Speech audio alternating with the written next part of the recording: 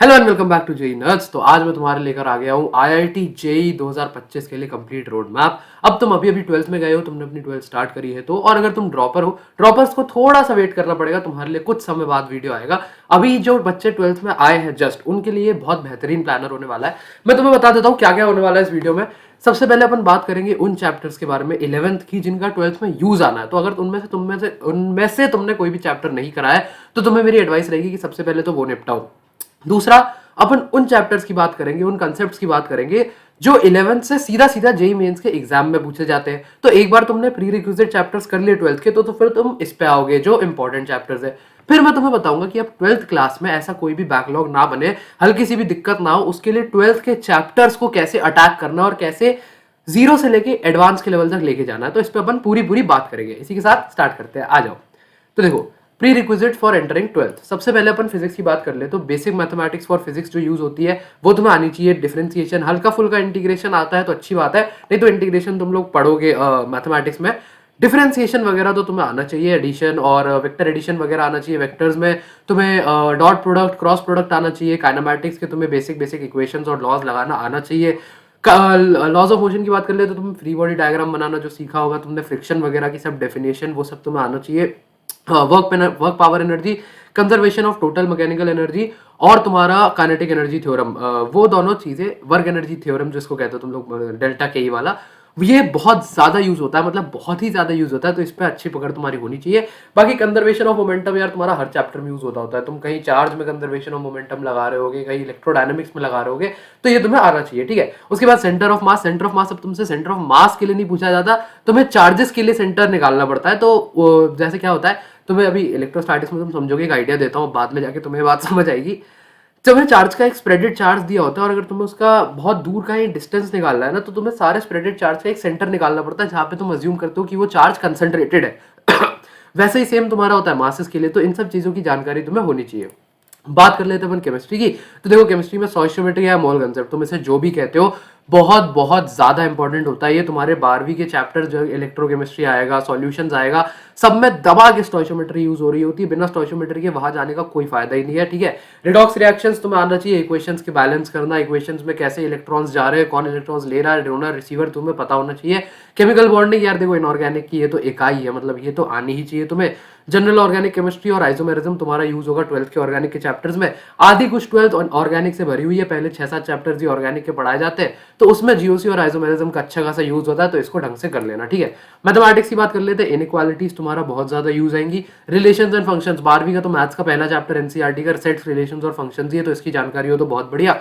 Basic knowledge of trigo and trigo identities calculus के लिए बहुत ज्यादा इंपॉर्टेंट होती है। तुम्हारे देखो, इंटीग्रेशन के तुम्हें सवाल दिए जाते हैं ना, तो उसमें तुम्हारी 2 साइन ए साइन बी वाली प्रॉपर्टीज हो गई, cos A cos B, cos A plus cos B, cos A plus B, ये सारी जो प्रॉपर्टीज है ट्रिग्नोमेट्री की, ये बहुत ज्यादा तुम्हारी यूज होती है। इनवर्स ट्रिग्नोमेट्रिक फंक्शंस, बाकी एक पूरा चैप्टर भी है 12th में, तो वहां भी यूज हो रहा है। तो ट्रिगो की नॉलेज रखना, ट्रिगो की आइडेंटिटीज, जितना जल्दी ट्रिगो की आइडेंटिटीज याद कर सकते हो सारी की सारी कर लो, बहुत फायदे में रहोगे। खासकर वो जो 2 cos a plus b by 2 into cos a minus b by 2, ये वाली जो आइडेंटिटीज है ना, दबा के याद कर लो, बहुत फायदे में रहोगे, ठीक है। लिमिट्स आना चाहिए तुम्हें, लिमिट्स डेरिवेटिव्स का चैप्टर भी है भाई सब, सीधा सीधा लिमिट्स, कंटिन्यूटी एंड डिफरेंशिएबिलिटी उसके लिए। और स्ट्रेट लाइन के कंसेप्ट तुम्हारे वेक्टर्स और 3D में बहुत यूज होंगे, तो ये भी तुम्हें आना चाहिए, ठीक है। बात कर लेते हैं अपन important chapters of class 11th की। देखो, पहले जो बताए वो तुम्हारे समझना बात को ध्यान से, पहले जो प्री रिक्विजिट्स बताए हैं ये वो चैप्टर्स है जो डायरेक्टली 12th में यूज होते हैं, ठीक है। सबसे पहले अगर तुम्हारा इनमें से कोई बैकलॉग है, जो अभी पिछले 3 स्लाइड्स में मैंने चैप्टर्स बताए, तो तुम्हें उसको पूरा करना है। उसके बाद अब जो मैं बता रहा हूं important chapters of class 11th, एक बार तुम्हारे वो प्री रिक्विजिट सारे चैप्टर पूरे हो गए, सेकंड प्रायोरिटी पे आओ important chapters of class 11th पे, ठीक है। फिजिक्स, ग्रेविटेशन, सीधा सीधा एक जेई मेंस में सवाल गारंटीड, एक जेई एडवांस में सवाल गारंटीड, 110% आता है। थर्मोडायनामिक्स जेई मेंस में पक्का सवाल आता है, जेई एडवांस में तुम्हारा थर्मोडायनामिक्स और थर्मल प्रॉपर्टीज के साथ मिला के सवाल पूछता है। एसएचएम और फिर वेव्स, वेव्स में से तुम्हारा डॉपलर इफेक्ट, भर भर के सवाल पूछा जाता है, इसको जरूर पढ़ लेना, ठीक है। अब तुम सोच रहे होगे, बिल्कुल सोच सकते हो कि यहाँ पे भाई इनने 4 ही चैप्टर बताया, फिजिक्स में तो कुछ बहुत सारे चैप्टर्स है, अगर प्री रिक्विजिट वाले 7 मिला और 4 11 तब भी सिलेबस पूरा नहीं हुआ, सारे चैप्टर्स नहीं करने का। देखो, सारे चैप्टर्स तुम्हें करने हैं, ये मैं बस तुम्हें प्रायोरिटी दे रहा हूँ कि अगर तुम्हारा इनमें से 11th का कोई बैकलॉग है तो पहले इसको निपटा लो, 11 स्टार्ट होने से सॉरी 12 स्टार्ट होने से पहले 11th के इन चैप्टर्स में वो निपटा लो। उसके बाद जो बाकी बचे हैं, अगर उनमें से कोई बैकलॉग होगा तो तुम ओवर द कोर्स ऑफ 12 साथ में 11th को चला के उसको भी निपटा सकते हो। बट ये प्रायोरिटी मैं तुम्हें देना चाह रहा हूं कि भाई साहब इसको पहले जरूर कर लेना, वो वाली बात है, ठीक है। और जितना जल्दी हो सके 12th में उतना कर लेना इसको, क्योंकि अभी 12th तुम्हारी स्टार्ट हो चुकी होगी आई सपोज। बट अभी क्या है, समर ब्रेक आने वाला है, तुम्हारे पास बहुत टाइम होगा, और 12th अभी पेस नहीं पकड़ती है। 12th पेस पकड़ती है तुम्हारा सेकंड हाफ में, तब आता है तुम पे जबरदस्त प्रेशर। अभी तो तुम 6 महीना नहीं, 3-4 महीना आराम से हौले हौले ऑर्गेनिक पढ़ोगे, बढ़िया रिएक्शन कर रहे होगे। फिजिक्स में हौला इलेक्ट्रोस्टैटिक्स चलता है, 2 महीना टीचर पढ़ाते रहते हैं। लास्ट में जब पूरा इलेक्ट्रोडायनामिक्स, पूरी फिजिकल केमिस्ट्री, इनऑर्गेनिक केमिस्ट्री 3-3 महीने में करनी होती है ना, तब लगती है आग। तो अभी जब तुम्हारे पास टाइम है, सिलेबस पेस कम पे है, तो इस टाइम को यूज करके 11th का जितना भी बैकलॉग है, खासकर ये प्रायोरिटी चैप्टर्स, उनको निपटा लो, ठीक है। अब आ जाओ तुम केमिस्ट्री पे। ऑल चैप्टर्स ऑफ प्रायोरिटी 1 देखो बता भी दिया मैंने। इसके बाद एटॉमिक स्ट्रक्चर जरूर करना है, सीधा सीधा सवाल पूछता है। 2 सवाल देखे मैंने इस बार तो जेईई मेंस 2024 में। थर्मोडायनामिक्स केमिस्ट्री वाला, फिजिक्स से अलग होता है तो थोड़ा ध्यान रख के पढ़ना। हाइड्रोकार्बन से सीधा सवाल आते हैं, नॉमेनक्लेचर पढ़ लेना और गैसियस स्टेट पढ़ लेना। भाई गैसियस स्टेट से भी एक से नहीं तो 2 सवाल लिक्विड सॉल्यूशंस मिला के पूछ लेता है वो तुमसे, ठीक है। और ये गैसियस स्टेट ना तुम्हारा लिक्विड सॉल्यूशंस पढ़ते वक्त भी हल्का फुल्का काम में आएगा, जब तुम वेपर प्रेशर वगैरह की बात कर रहे होगे, तो थोड़ा सा उसके लिए भी पढ़ लेना इसको। मैथमेटिक्स की बात कर लेते हैं। सीक्वेंस एंड सीरीज 2 सवाल जेईई मेंस में 100%, 1 सवाल जेईई एडवांस में गारंटीड। कोऑर्डिनेट ज्योमेट्री, भाई पूरा कोऑर्डिनेट ज्योमेट्री, अब ये तो बहुत बड़ा चैप्टर है, इसमें से तो 3-4 सवाल पूछ लेता है कई बार जेईई मेंस। तुम निकाल लो सर्कल्स, हाइपरबोला, ये सब निकाल लोगे, रोज मतलब दबा के सवाल पूछता है। बायनोमियल थ्योरम 1 सवाल गारंटीड आता है। क्वाड्रेटिक इक्वेशंस तुम्हारा न्यूटन्स फॉर्मूला जरूर पढ़ लेना भाई। स्टैटिस्टिक्स, परम्यूटेशन एंड कॉम्बिनेशन तुम्हारा प्रोबेबिलिटी में भी यूज होगा, अभी तुम प्रोबेबिलिटी पढ़ोगे, 12th का लास्ट चैप्टर होता है शायद, तो अब होता है चैप्टर के लिए शायद नहीं बोल रहा हूँ, लास्ट के लिए शायद बोल रहा हूँ, ठीक है। कहीं तुम सोचो कि इसको यही नहीं पता है, तुम्हारा शायद लास्ट में पढ़ाया जाता है, तुम्हें अपने हिसाब से देखना पड़ेगा, ठीक है। अब बात कर लेते हैं how to cover 12th chapters, ठीक है। 12th चैप्टर्स के लिए तुम्हें 5 स्टेप का गाइड बता रहा हूँ। सबसे पहला, जिस भी सोर्स से पसंद आता है वहां से अपनी थ्योरी कंप्लीट कर लो। वो तुम्हारा कोचिंग हो सकता है, तुम्हारी ऑनलाइन कोचिंग हो सकती है, कोचिंग मतलब ऑफलाइन कोचिंग, और या फिर तुम्हारी ऑनलाइन कोचिंग हो सकती है, तुम्हारा यूट्यूब हो सकता है, 8 घंटे का 1 शॉट हो सकता है, चैप्टर वाइज सीरीज हो सकती है, आई डोंट केयर, तुम्हें जहां से समझ आ रहा है वहां से पढ़ो। पूरा थ्योरी बस कवर कर लेना, ये ध्यान रखना कि सिलेबस से तुम्हारा सारे टॉपिक्स कवर हो जाए। इसके लिए तुम जेईई मेंस का सिलेबस निकाल सकते हो, वहां से सारे टॉपिक्स कवर कर सकते हो। और देखो, बहुत सारे बच्चे सोचते हैं भैया एडवांस लेवल की कौन सी प्लेलिस्ट है, भैया कौन सी प्लेलिस्ट से एडवांस तक का हो जाएगा। देखो, अभी थ्योरी कवर कर लो, चैप्टर पूरा कर लो, इस समय इतना ज्यादा सोचना है कि कौन सा एडवांस तक पढ़ा रहा है नहीं पढ़ा रहा, उससे फर्क नहीं पड़ता, क्योंकि थ्योरी सब सेम ही पढ़ाते हैं तुम्हें। एडवांस लेवल तुम कैसे अचीव करते हो, क्वेश्चन लगा के, वो तुम्हें क्वेश्चन से पता चलता है कि एडवांस का लेवल में अभी पहुंचा हो या नहीं, वो तुम थ्योरी से ही नहीं डिसाइड कर सकते, ठीक है। तो अगर तुम स्कूल से पढ़ रहे हो तो तुम्हें शायद थोड़ा सा जेईई मेंस और एडवांस के रेफरेंस बुक्स यूज करने पड़ेंगे, क्योंकि स्कूल में मैथमेटिक्स तो बिल्कुल एडवांस या मेंस लेवल तक नहीं पढ़ाई जाती है। देखो, ये तो मैं कह सकता हूँ, बोर्ड लेवल तक पढ़ाई दी जाती है, वो अच्छी बात है। और केमिस्ट्री तुम स्कूल पे ध्यान दे सकते हो अगर तुम्हारी टीचर अच्छी पढ़ाती है, क्योंकि मैं तो डंके की चोट पे कहता हूँ भाई, मेरी जो स्कूल की टीचर थी, उन्होंने मुझे जब केमिस्ट्री पढ़ाई थी, वो केमिस्ट्री जेईई एडवांस 2023 में जो सवाल सॉल्व करे मैंने, वो मेरी स्कूल की क्लास नोट्स के बेसिस पे सॉल्व हो रहे थे। बहुत सच बता रहा हूँ। तो केमिस्ट्री अगर तुम्हारी टीचर अच्छी पढ़ाती है तो वो तुम वहां से पढ़ सकते हो। मैथमेटिक्स के लिए तुम्हें रेफर करना पड़ सकता है। Same for physics, JEE advance. JEE mains की फिजिक्स आसान आती है तो उसमें ज्यादा दिक्कत नहीं होनी चाहिए। स्टेप 2, अब तुमने एक बार थ्योरी कवर कर ली तो एग्जाम्पल सॉल्विंग करो, या फिर तुम लोग अपना असिस्टेड सॉल्विंग करो। अगर कोई दिक्कत आ रही है तो टॉपिक वाइज। अब स्टेप 2 में तुम्हें टॉपिक वाइज ध्यान देना, ये नहीं कि पूरे चैप्टर के एक साथ लगा रहे हो, नहीं। तुमने अब मैग्नेटिक इफेक्ट्स पढ़ा, मैग्नेटिक इफेक्ट्स में तुमने एम्पियर सर्किटल लॉ पढ़ा, अब तुम्हें एम्पियर सर्किटल लॉ का ही सवाल लगाना है। तुमने बायो सवार्ट लॉ पढ़ा, तुम्हें बायो सवार्ट लॉ के बेसिस पे सवाल लगाना है, टॉपिक वाइज प्रैक्टिस करनी है।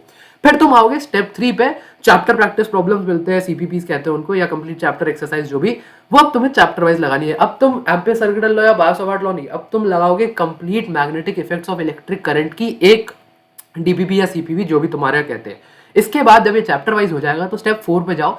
उस चैप्टर के लिए कम से कम पिछले 2 साल के जेईई मेंस के पीवाईक्यूज लगा लो। अगर तुम्हें टाइम की कमी लग रही है तो 1 साल के, यानी अभी 2024 में जो सवाल आए हैं, अब 2025 वालों के लिए वो सवाल तो जरूर लगा लो।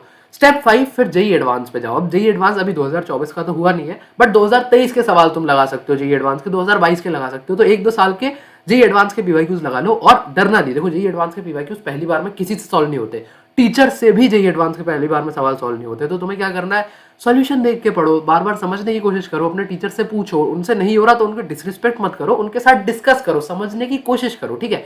जेईई एडवांस का सवाल जितना ज्यादा तुम समझने की कोशिश करोगे उतना ज्यादा तुम्हारा माइंड डेवलप होगा, क्योंकि वो सवाल रिपीट होके नहीं आएगा जेईई एडवांस में, उससे मिलता जुलता उसकी डिफिकल्टी का सवाल आएगा और उसके लिए तुम्हें प्रिपेयर्ड होना होता है कि हाँ ये सवाल मैं कर ले जा सकता हूँ या नहीं, ठीक है। तो भैया सारे चैप्टर्स की लिस्ट को ध्यान से देख लेना, स्टेप बाय स्टेप फॉलो करो। और देखो 12th में क्या होता है, 12th में थोड़ा ध्यान रखना, प्री बोर्ड्स को लेके बच्चों की अक्सर दिक्कत रहती है कि यार अभी तो तुम लोगों को पता नहीं चल रहा है, अभी तुम्हारा बहुत अच्छी 12th धीमे धीमे हौले हौले चल रही होगी, जो लोग स्कूल जा रहे हैं वो तो अपनी 12th की लाइफ जी रहे होंगे, बहुत अच्छी बात है, जियो। लेकिन 12th में यार खासकर नवंबर के बाद नहीं तो अक्टूबर के बाद भयंकर भसड़ मच जाती है, बहुत टेंशन देती है, बहुत बीटी देती है, क्योंकि जिन स्कूल्स में दिसंबर नहीं तो जनवरी में हो रहा होता है प्री बोर्ड, मार्च में तुम्हारी बोर्ड की डेट अनाउंस हो चुकी होती है, जनवरी में तुम्हारा जेईई मेंस का फर्स्ट अटेम्प्ट हो रहा होता है और अप्रैल में तुम्हारा सेकंड अटेम्प्ट, तो ये अक्टूबर के बाद ऐसी भसड़ स्टार्ट होती है कि तुम परेशान हो जाओगे।